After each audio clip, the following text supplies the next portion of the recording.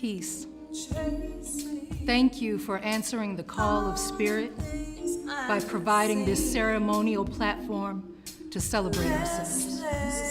Black women, Black Starseed, everywhere. The truth is that our womb rendered civilization, yet civilization has harmed us many times over. That is what makes tonight important. Black Indigenous women need and deserve more spaces where we are celebrated, valued, held, and lifted. In my community, I have served as a longtime community organizer, equity educator, and social justice leader. In my personal life and spiritual life, I am a mother, a singer, musician, producer, published poet, recording artist, holder of space, and empathic healer. All of these roles have provided me with opportunities to show humanity just how much I value it, how much I value you. As the adage goes, art imitates life. I believe that to be true. And I also consider artists to indeed be healers. Creativity is the great salve. It helps us mend the wounds of our own traumatic oppression, and it lends to the ways in which we love, care for, protect, lead, and fight for ourselves and our community.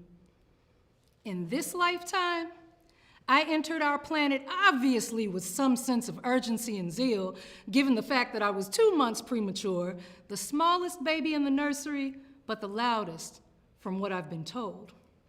Now, none of the artists present tonight are probably surprised by this because they know me and my loud.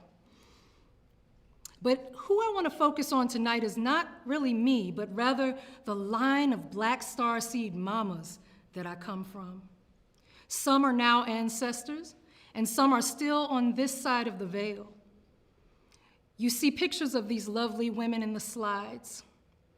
Herbalist and midwife Lucy Anderson begat teacher and storyteller Lucy Virginia, who begat civil rights warrior Geraldine Virginia, who begat teacher, historian, activist Gwendolyn, who begat me, and then came my daughters.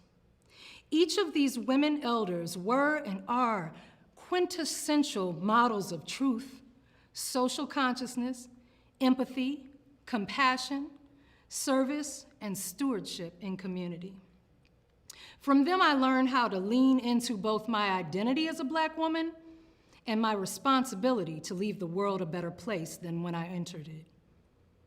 I remember sitting at my great-grandmother Mama Lucy's knee, edified by her stories and fascinated with the way she'd tip her head back to laugh, deep belly style, reflecting on lessons that her 107 years on this planet had rendered. I remember volunteering at the voting polls alongside my grandmother Geraldine and sitting at mealtime listening to her speak passionately about her involvement in the work around civil rights. She was great at asking my opinion on some things, even from the time I was a young child. I remember my mother Gwendolyn always being a mirror for my sister Maria and myself. She taught us to lean into our identity, prioritize our creativity, know our history, find our sense of purpose, and do our part for justice. She encouraged our imaginative play, but engaged us also in kitchen table discussions about such harm as racism, colorism, and such beauty as the resilience of the Black woman and the vital role of elders. As an educator, she cared for and taught other people's children with just as much fervor, commitment, creativity, innovation, and thorough care as she did her own. And then there were aunties, Thelma, Odessa, Helen, Barbara, Deborah, all have planted me and helped me grow. And so may this poem be an homage to my own personal starseed women. We embody oceanic depths. We never needed anyone to tell the world who we are, as we've birthed and healed nations and can tell that story on our own.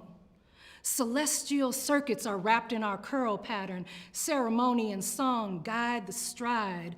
Indigenous ingenuity helps us to abide. We drift in river dreams, hoping that our ebb and our flow will someday be accepted like that of the status quo. But yo, the past yielded blood-stained cotton, and the present delivers blood-filled Nikes, so what does the future hold? I don't know for sure, but I can tell you this. To devalue the Black woman would be remiss, as we are a necessary force for the healing of the planet. Black girl magic permeates and cultivates. It transforms and transcends. We echo the past and are the song of the future. Timeless and ancient, we are the evolution of sound from Ishe Olua Kole Pajeo to oh freedom to all you must hold on to is you, is you, is you, right? Don't pick the parts of us that are comfy. No, you gotta take all this magic, honey. Indeed, it's good for the soul. No matter our plight, the magic is there. It stirs in our belly and lives in our hair. Thank you.